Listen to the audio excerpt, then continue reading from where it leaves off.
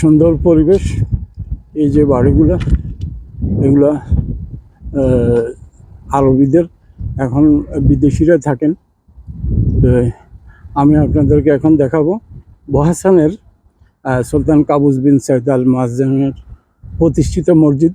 প্রত্যেকটা জেলাতে একটা করে মসজিদ নির্মাণ করে গেছেন, সেই মসজিদটি আপনাদেরকে দেখাবো।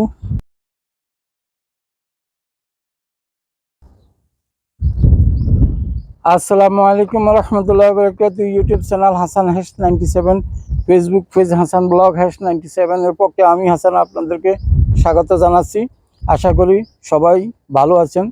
আপনাদেরকে দেখানোর চেষ্টা করতেছি আজকে বহাসানের বিভিন্ন ভিউগুলো, সৌন্দর্যগুলো আপনাদের কাছে দেখানোর চেষ্টা করতেছি।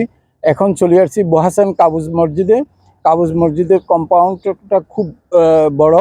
আপনারা জানেন সরকারি মসজিদ এটা, কাবুস মসজিদ।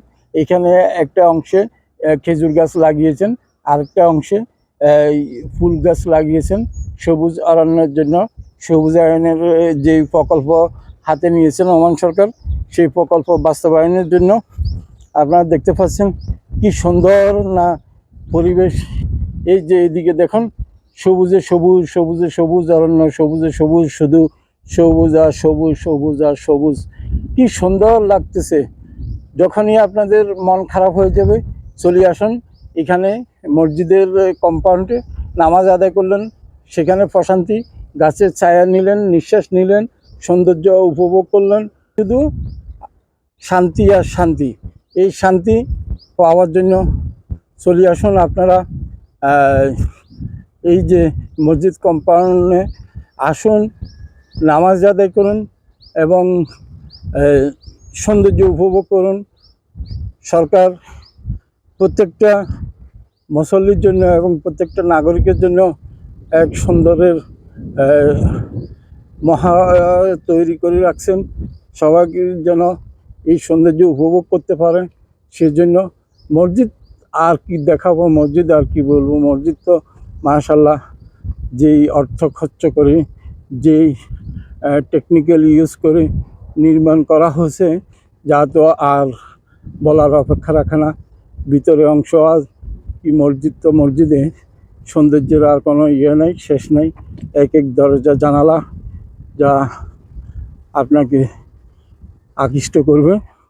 হয়তোবা আমাদের দারিদ্র দেশের সাথে তুলনা করা ঠিক হবে না, যেহেতু আমাদের জায়গার সংকলন, তারপরে আছে অর্থের স্বল্পতা, সব মিলিয়ে মসজিদ হয়তো এরকম নির্মাণ করা আমাদের পক্ষে সম্ভব নয়।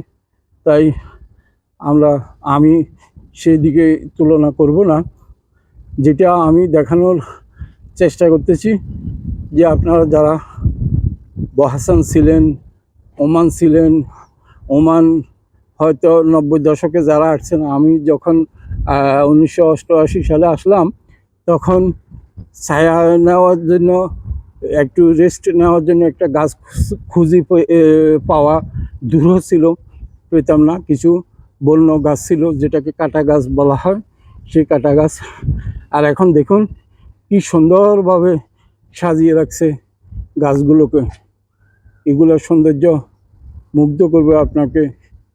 মুগ্ধ না হয়ে আপনি পারবেন না।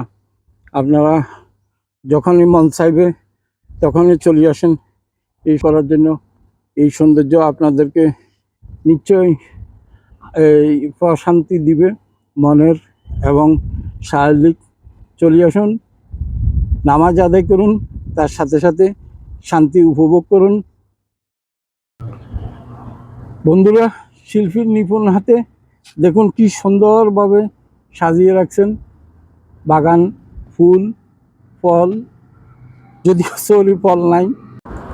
বন্ধুরা, আমার ভিডিও দেখতে থাকুন এবং আমাকে সহযোগিতা করুন এবং লাইক, কমেন্ট, শেয়ার দিয়ে আমার পাশে থাকুন এবং উৎসাহ প্রদান করুন। আল্লাহ হাফেজ।